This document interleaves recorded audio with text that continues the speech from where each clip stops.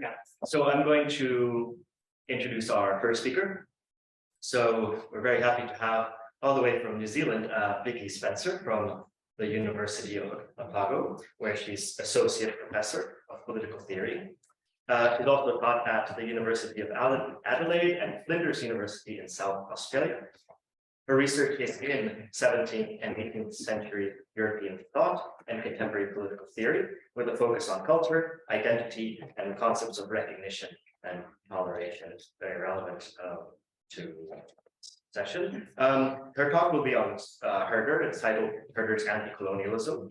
I'll just mention a few of her relevant publications. So there's the monograph Herder's Political Thought, a study of language, culture, and community, published in 2012. And there's the article from 2007, In Defense of Herder on Cultural Diversity and Interaction. Okay, we're very happy to have you, and the floor is yours. Thank you. And let me begin by also thanking all of you in the organising committee for giving me this opportunity and for finding the money to bring me all the way from New Zealand. As a consequence of the jet lag, though, that's why I'm going to stand. And I'm also going to read the paper today. So turning to Herder, the late 18th century. I think maybe wait a second, because I think that the online people cannot yet see you. So. Yeah, I can just switch this to panel view. Yeah. Yeah, that's yeah. Yeah. Okay. Yeah. All right. Yeah, no, it's good. Yeah. Hello, online people.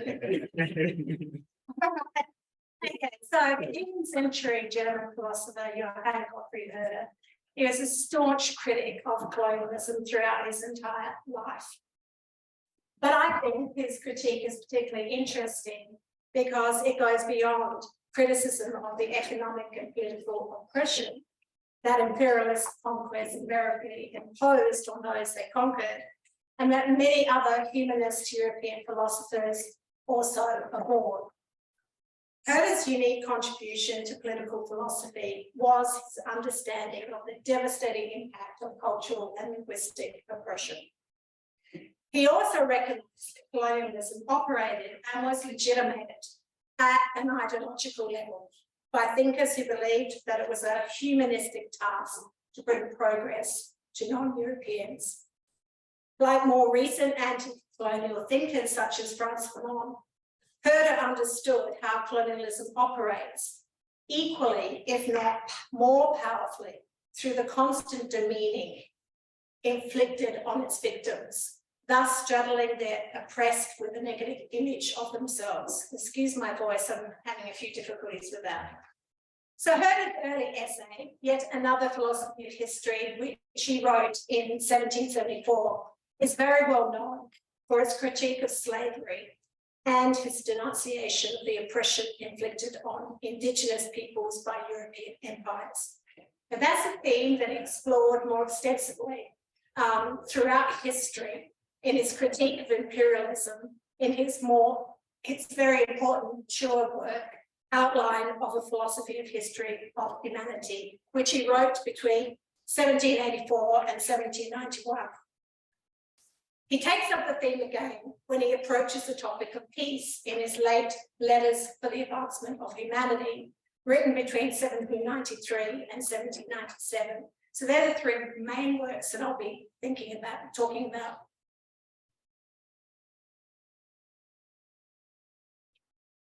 In the latter work, he begins his discussion of peace in letter 114, with a series of rhetorical questions challenging the value of colonial ambitions, as displayed by the Huns and Mongols in Asia, the Phoenicians, Greeks, and Romans in ancient times, the Germans, and in more recent times, the Spaniards, Portuguese, English, and Dutch.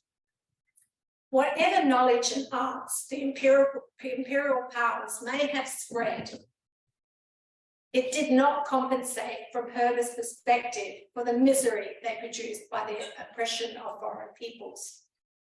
What good did the Crusades do for the Orient, he asked? What happiness have they brought to the coast of the Baltic Sea? The old Prussians are destroyed. Estonians and Latvians in the poorest condition still now curse in their hearts their subjugators, the Germans. End of quote. The peoples in Africa, the East and West Indies, and the islands in the southern world cry out for revenge. Far from viewing Europeans as having advanced humanity through their interactions with peoples in the world, Herder writes, and I quote, "Let the land be named to which Europeans have come without having sinned against defenceless, trusting humanity. Perhaps for all eons to come, through injuries, through unjust wars, greed, deceit, oppression, through diseases and harmful gifts. Our part of the world must be called not the wise, but the presumptuous, pushing, tricking part of the earth. It has not cultivated, but has destroyed the shoots of people's own cultures wherever and however it could." End of quote. Herder's principles of self-determination and non-interference are absolute for all folkhood. Herder utilised the term folk interchangeably with nation, and he applied it equally to large nations and tribal indigenous peoples. Elsewhere, I've defined a folk as a socially cohesive community with shared historic memories, a common culture, and a sense of solidarity and belonging that unite its members.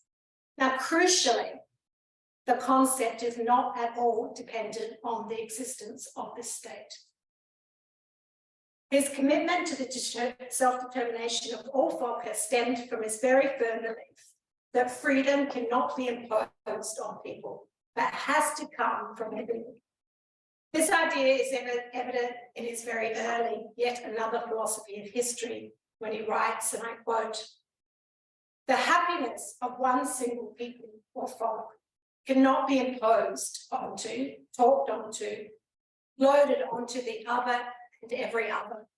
The roses for the wreath of freedom must be picked by a people's own hands and grow up happily out of its own needs, out of its own desire and love. The so-called best form of government, which has unfortunately not yet been discovered, certainly does not suit all peoples at once in the same way. With the yoke of badly imported freedom from abroad, a foreign people would be incommoded in the worst possible way."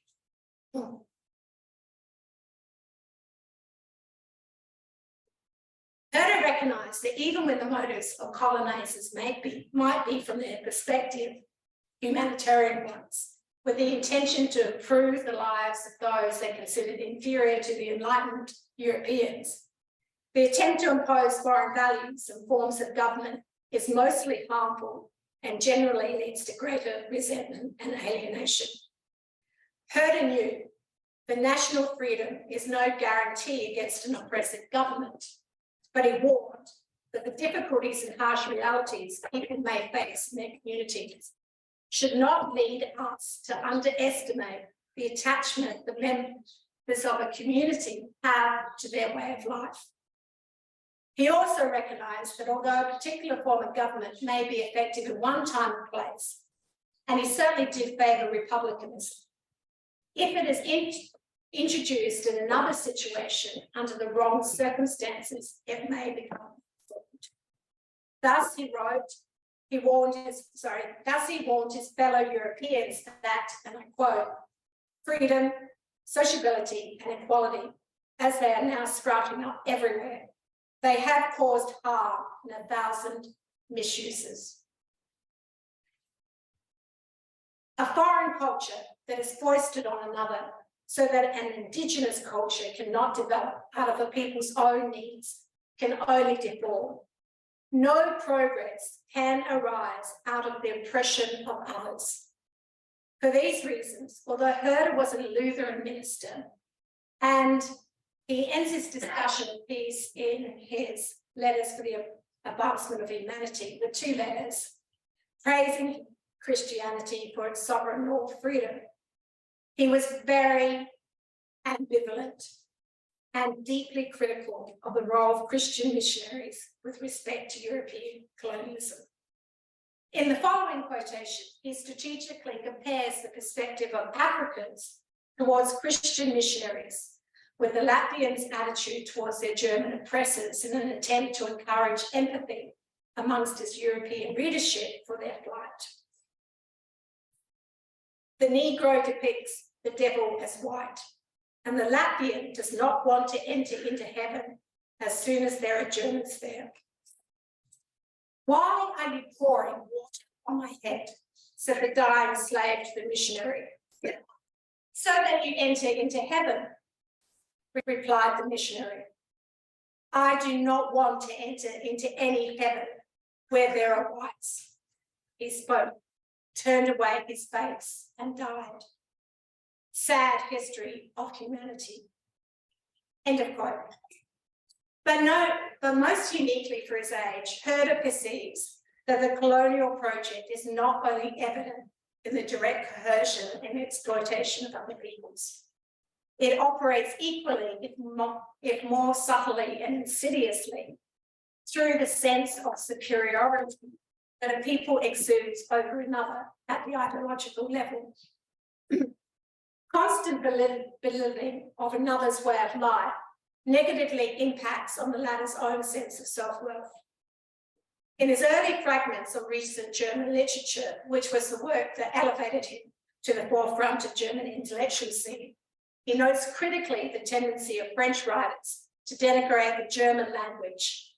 And he insists, and I quote, "No genius need to be ashamed of their mother tongue or lament it."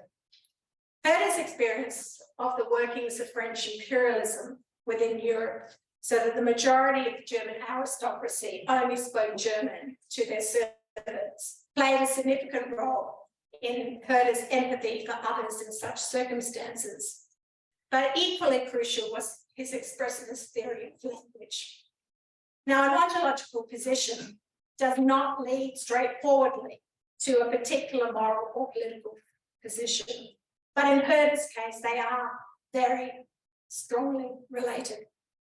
Herder went beyond the commonly held view in the 18th century that languages reflect particular cultures and ways of life by recognizing that language shapes and constitutes our thoughts.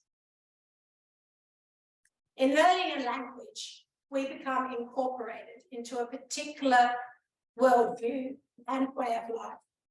For Herder, as a holistic thinker, no actual borders exist between emotions, thought, and language. Human beings develop their identities through dialogical interrelation and interaction with others, and particularly significant other people. And for Herder, there is nothing dearer to a person than the language they were born and educated in. He therefore recognised the significant harm perpetrated against a people when they are forcibly denied their culture. And he insisted that all sovereigns ought to respect the languages and cultures of their peoples. From his earliest writings, he also emphasises the role of historical writing in the perpetuation of European hegemony. In yet another philosophy of history, he ridicules the arrogance of those of his contemporaries who portrayed historical progress as a steady, linear progression from superstition and ignorance toward a superior, enlightened life of the present. It is noteworthy, however, that in this particular work, he also drew an analogy between the human life cycle and development from Hebrew to Roman times. Some of his contemporaries interpreted this analogy as an attempt to develop a linear conception of progress, whereby earlier communities were seen as a culturally underdeveloped compared to 18th century Europe. In the preface to his outlines of the philosophy of history, he responded by claiming he never intended for it to apply to history at large, but he does recognise that it was an overly simplistic analogy. For Herder, there isn't any straight line of development because there's never any guarantee against the misuse of human powers. In this preface, he also rejects the meaning of the term culture in French and German to describe a process becoming cultivated or civilized. He questions the applicability of the European notion of the cultivated person to many in any form, and he rejects granting any preeminence to them. He also rejects the very notion of a cultivated folk that was invariably linked to European standards. Why, he rhetorically asks, should the western corner of our northern hemisphere alone possess culture? Herder used the term culture instead for the first time in the anthropological sense to mean a particular way of life, which he noted every people on earth possess. As he wrote, and I quote, "It would be the most stupid vanity to imagine that all inhabitants of the world must be Europeans to live happily," end quote. The community into which one is born is a matter of chance. If a European were born accidentally in a non-European culture, he or she would develop non-European standards. For Herder, differences in these standards is no legitimate basis on which to presume their inferiority. Human happiness is an internal disposition that is intimately tied to one's environment, language, and communal traditions, and is at all times historically dependent. Thus, in his historical methodology, he insisted that no people should be judged against the standards of one's favourite people, whether that happened to be the ancient Greeks or the ancient Romans or the French. Later, in his Letters for the Advancement of Humanity, and repeating the main tenets of his historical methodology, which was based on the empathetic and humanistic attempt to see one's subjects from their perspective, he writes, and I quote, "Let one still less contemptuously insult any people that has never insulted us. People readily draw support from contemptuous judgments about other peoples in order to justify dark deeds, savage inclinations. Rather, let one not put into the hands of any people on earth, on grounds of innate superiority, the sceptre over other people, much less the sword and the slave whip." So he was very aware of the links between both the writing of history and philosophical pronouncements about progress with colonialism. So it's perhaps unsurprising that in his late work, Herder also takes issue with Kant's parochial conception of historical development, which is evident in both his idea for a universal history with a cosmopolitan purpose and toward perpetual peace. For Kant, indigenous stateless peoples are at the bottom of the hierarchy, and the Republican Constitution that was emerging in Europe was at the highest point. Kant guaranteed sovereignty to all states, and he criticised the use of violence to bring culture and progress to the savages. But he nevertheless confirmed European superiority at the ideological level by firmly adhering to a conception of high and low culture.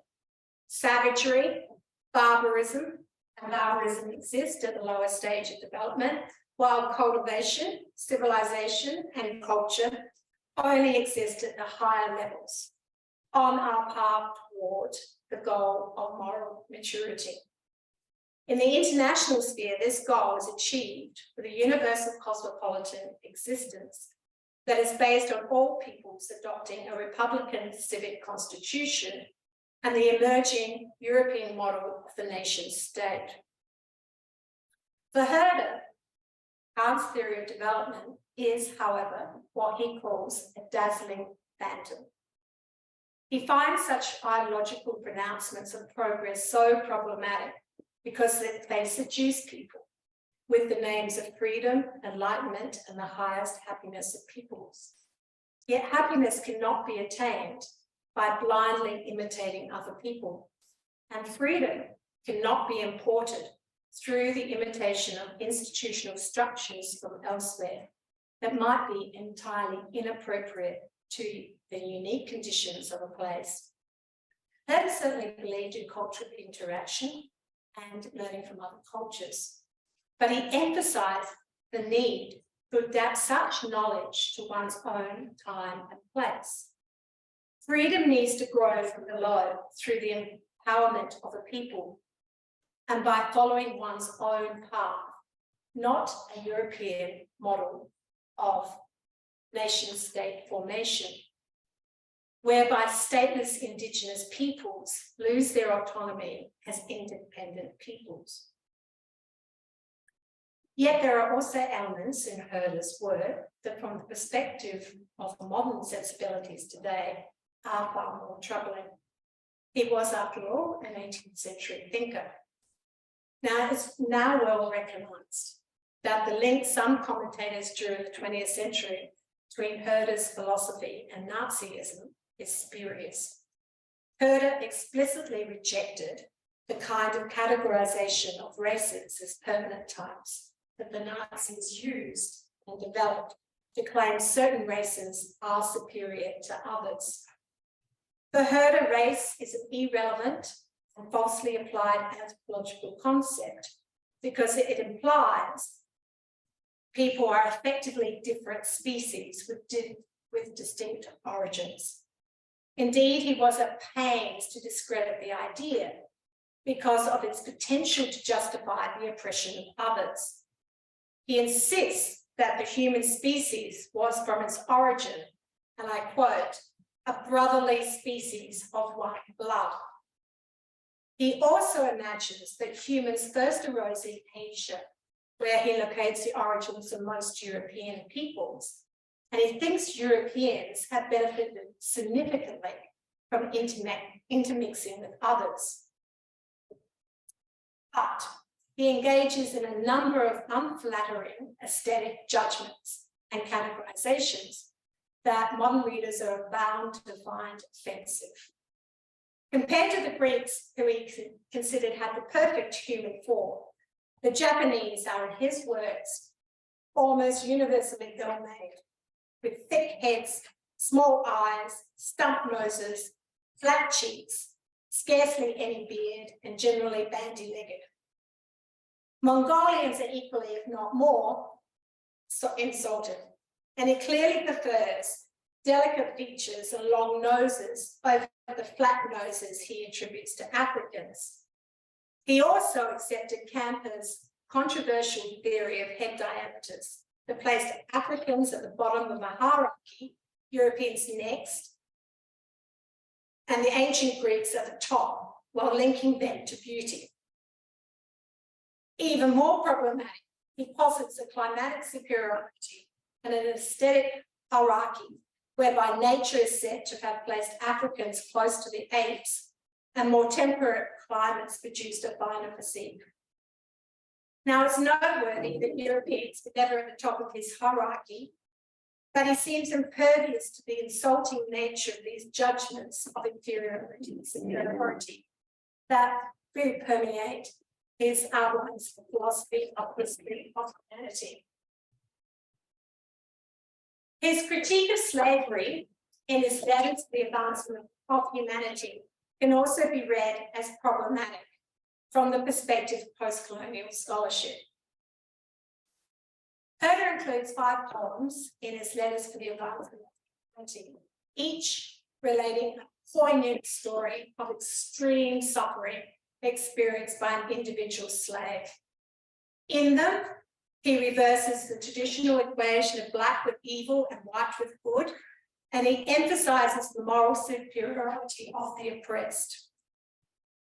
Each of the stories had appeared in a number of different places before he used them, but he very liberally adapts them to suit his particular purposes when he wants to. In the first poem, The Fruit on the Tree, he relates the horrific punishment of a slave caged and hanging from a tree for days, so that the birds had gouged out his eye. According to Herder, his crime had been to have defended his fiancée from the advances of a white man, but he neglects to mention that the slave had killed the man. Herder similarly exonerates protagonist Simeo in his fourth poem by presenting him as untainted by blood and playing a moderating and just role in the slave revolt that had taken place in Jamaica against the white owners. Other accounts, however, depicted Simeo as a black leader who participated in the bloody rampage against his oppressors. Susan Zantop therefore argues that Herder depoliticized him. Other commentators have also criticised the tendency of humanitarian anti-slavers to refuse to condemn or even mention black violence and vengeance, suggesting that it perpetuates a paternalistic and colonial message by portraying Africans and Caribbeans as being excessively obedient, subservient. Now, certainly, Herder's poems can be read as evoking the image of the noble savage and the black as victim. But slaves were never savages from Herder's perspective.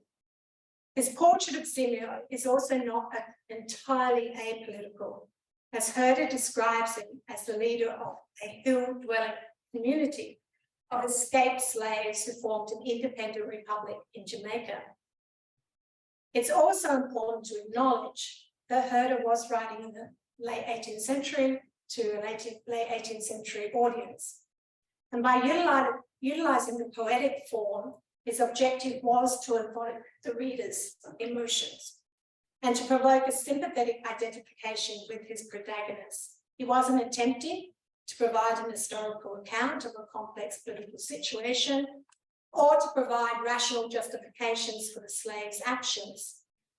Now, clearly, he did not want their actions to detract from the appalling cruelties and injustices done to them. The same letter that contains these poems nevertheless does acknowledge and justify Africans and Caribbeans' desire for revenge. It's also really important to read these letters in relationship to the next letter, where Herder directly addresses those who regard people as savages because, and I quote, they defend themselves against foreign visitors with cunning or with violence to protect their land and loved ones. It is, he writes, I quote again, a poor manner of thought that holds this against them. Self-defense is the one reason against a direct attack that Herder allows for the use of violence, and it's the one exception to his prohibition against war.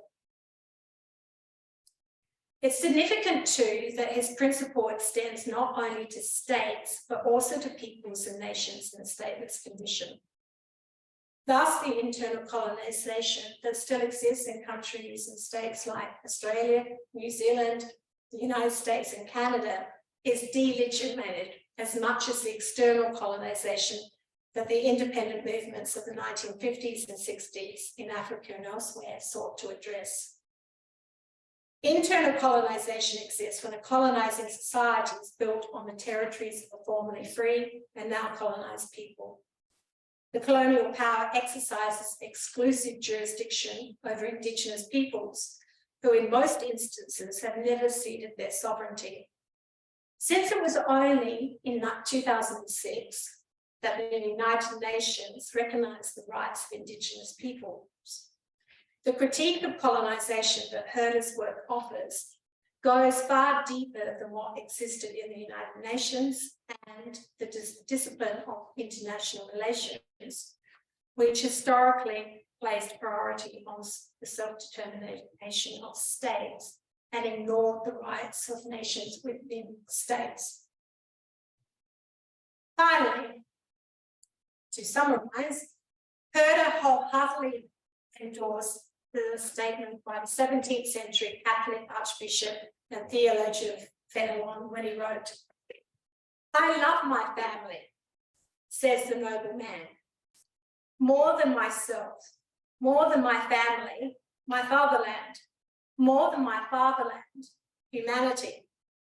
Love of humanity nevertheless means for Herder that the right of all peoples to determine their own fate must be respected. the end.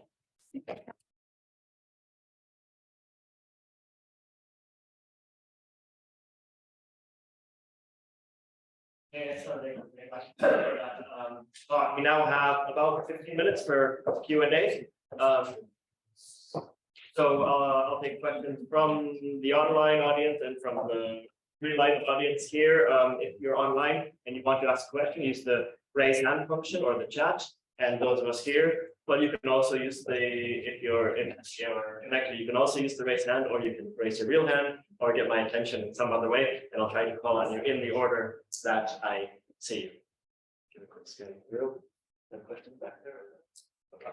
So we have one. Okay. So yes. I love this talk. Thank you very much. I have two questions. They're potentially critical. I'm just wondering how you respond to them. One is, at some point you said that an actor in the rejection of colonialism really rejects the nation's the state formation system. And I wanted to take a little bit of issue with that to just clarify what you meant by that, because it occurs to me that Heger, so you said he rejects the European nation state's formation system because it ends up with state as nations.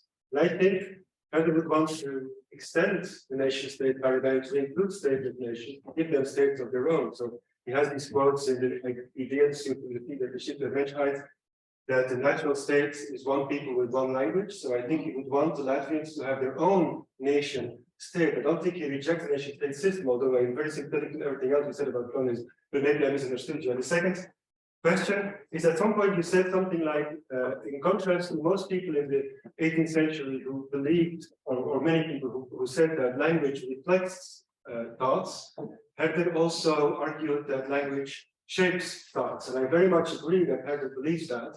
I just wondered whether it's so novel really in the 18th century. I'm just thinking of many people in the French tradition, for example, Lockeans like Condillac, who said things like, Isaac Newton could not have said what he said because if he had lived a century earlier, because the English language was not advanced enough a century before Newton to allow for the kinds of thoughts that Newton expressed. He suggests that language does shape thought as well. And several other people, I'm not picking a fight here, I'm just wondering whether you think that's really novel, or maybe I misunderstood you. I also think that many French revolutionary theorists really thought that the patois, the minority languages in France, should be destroyed because they keep people small, because their language really shrinks their minds. So to free them, we need to impose French on them, which is exactly morally the opposite of what Herder wants, but ontologically seems to also buy into this view that language does shape thought and not just reflect the thoughts of the southern peasants in France, for example. These were just two questions for clarification, potentially. Thank you. Okay, thank you. Take the first question first. I suppose I have to summarize very quickly a very long analysis that I've done elsewhere in terms of European state formation and the nationalism that existed, official nationalism that existed during the 19th century, which was very much about sovereigns taking on a nationality and then imposing it on all the peoples within the state. So when I think about European nation state formation, I don't actually think it's one nation per state. It's usually a ruler taking on a nationality and then imposing it on everybody else within the state. So usually, most European states, they claim to be a nation state, but it's actually multinational states. So that's what he's not against multinational states, but he's against the idea of one nation becoming preeminent within that. And it was really interesting because Joseph II attempted this. He was the first person to actually attempt this in the Austro-Hungarian Empire near Leyden in the 18th century. And Herder was very, very critical about his attempt to impose German on everybody. So, and that was, Austria ended up being really one of the last to then take on an indigenous language because of the uprisings that occurred. But that was the model that really existed. So I don't necessarily disagree that he wouldn't like the Latvians to have their own state, although I don't think he was actually that radical and really I think he accepted what existed, and given he accepted that, he accepted the idea of having multinational states as long as those different nations had autonomy. So, okay, so to the second point, that's really interesting. I've done quite a lot of work on Locke and Condillac in the past, and I don't think they quite got there in the way that Herder got there. I think they got close, but I do have an extensive argument why they didn't quite get there in terms of Condillac, but I can't quite recall the example that you used in the end. But that sounds really fascinating. Yeah. That does sound like they did actually understand the language shapes form. Yeah. We can exchange Yeah. it. It's Yeah. interesting discussion. Thank you. Yeah, that is. Okay, so next question is from online from Gunter Zoller.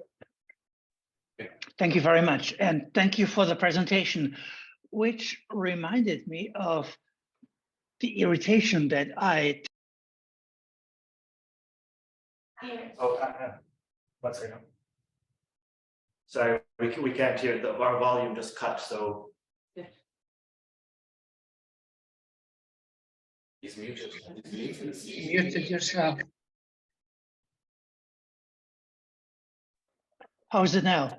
Now we can hear you, yes. Okay. Sorry, we missed. Thank you very much for the presentation, which reminded me of the general irritation that I always feel when reading Herder. There is on one side, as exposed in your first half of the paper, the relativist and historicist tendency that makes him so paleo-multicultural.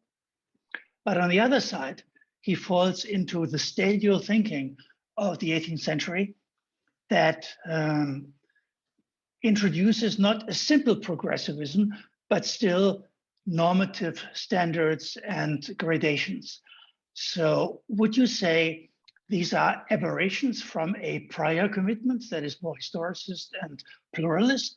Or do you think that when forced at a principle level and when really put to the spot, Herder too reveals himself as being committed to a philosophy of history that is still progressivist, even if humanitarian rather than development in a different kind of direction? Thank you. Thank you for the question. Yes, I can understand your irritation. I think, really, Herder is an anti-dualist. And so I think that he is trying to actually pay attention to the particular and to cultural differences, but he does have a very weak humanistic concept of universal values. And one of those universal values is that we actually have to adapt them to particular times and places. But he certainly does have, he does have a theory of oppression, he's against oppression. So he's not a relativist, he is a pluralist that does combine some universal principles. In terms of his idea of historical progress, I think that he does see that there has been certain historical progress as well, but he recognizes the ability for people to misuse, and so there's not necessarily misuse powers, and for humanity to actually go backwards as well as forwards. But he does think that we can learn from our mistakes. And because he thinks that we can learn from our mistakes, he does think that we can progress. And he certainly sees that there's technological advancement. But technological advancement doesn't necessarily mean that people put those to positive uses. And he sees contemporary Europeans committing atrocities and doing evil things in just different ways to say that the Maori did. So it might not be a satisfactory answer, but that's, I think, Herder Herder is doing. You might still find that irritating. Yeah. And I wouldn't disagree that it's irritating. I don't think he necessarily had a perfect answer to his historical, to the issue of historical progress. Mhm. Yeah, I hope that partly answers your question.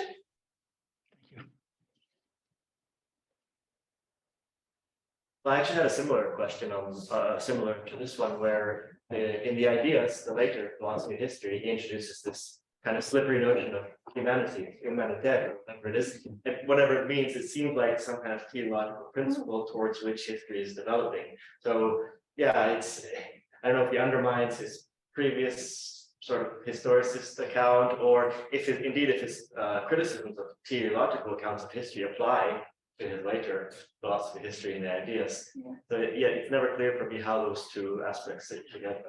Yeah, he does have a theological understanding of history in the later, it's more obvious in the later works, but it's an open theology. So it's not towards one end goal. It's not towards one political constitution, one best form of government. It can be multiple different manifestations of the good. And that's why it's a very thin, it's like Michael Wald says, it has a very thin understanding of universal values. But I think that that's obvious in this early work as well. I mean, he's criticizing the Romans for their evil and wicked deeds in yet another philosophy of history. So I think the humanitarian is humanism is evident then as well. It's just not articulated clearly until he starts to develop the concept of humanitarian in the outlines from the history of humanity, which he then changes his understanding a bit later. So I think that he's consistent. He always had that. It's just that it is an open theology. Yeah, I think that's one of the reasons why this concept of humanitarian that he don't is so slippery, because he can't really give it any content, because then he will introduce this big version of Yeah, but there is still certain content in it. I mean, that his idea of justice, do unto others what you would have done to you, which is a golden, like Confucian golden rule as well. So he does have these ideas of what, you know, but it's a very thin idea of it's not like a fully developed morality that he's imposing on people. So that's the difference. Yeah, That's okay. I have a question about his critique of the notion of race in this. So if I understood you correctly, you said that he's targeting the view that humanity doesn't form a unified species, but so the polygenist view, and instead he insists on the unity of the human species. But the writers in the German-speaking debate that time who held hierarchical views about race, I think most of them granted that. So Kant and Bloomberg, they all believed in the unity of the human species. It's just that it falls into these different races that form a hierarchy. So I wonder if how you see the relation between this discussion of race in that text, those monogenist versions of hierarchical views about race. Does he criticize them as well, or? To my knowledge, no. So I mean, that's basically was a short summary of what he says about race and his criticism of race. And he does see it as suggesting different origins. And I agree with you, that's not necessarily what everyone was arguing at the time. But to my knowledge, I haven't found where he's arguing against that particular viewpoint. Yeah, I was just wondering if it's possible perhaps to read that passage in a somewhat different way in that context of the debate, because it talks about differences in descent. And I mean, I see that one way to read this is in terms of different relations, like the polygenists thought.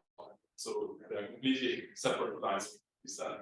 But I was wondering whether those comments by Herder could also be related to what he targets are positions that assume something like a additional unity of humanity as a species, but then, if I remember correctly, Blumenbach thought that at the beginning people lived together and so they were equal to humans, but then there was migration into different continents, and after a while you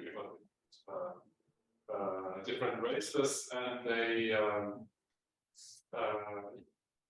then persisted over time. So could those separate lines of descent that all start with one original population be what he has in mind? I'm just wondering how to understand his comments here, given that this debate. Probably need to think about that more. But what struck me was that the thrust of his argument was to insist that we are all one and we all share blood. And I agree with you that that doesn't necessarily answer the different racial arguments that were actually happening at the time. But that's what he was really emphasizing. And so much so that he, in terms of evolutionary theory, is completely wrong.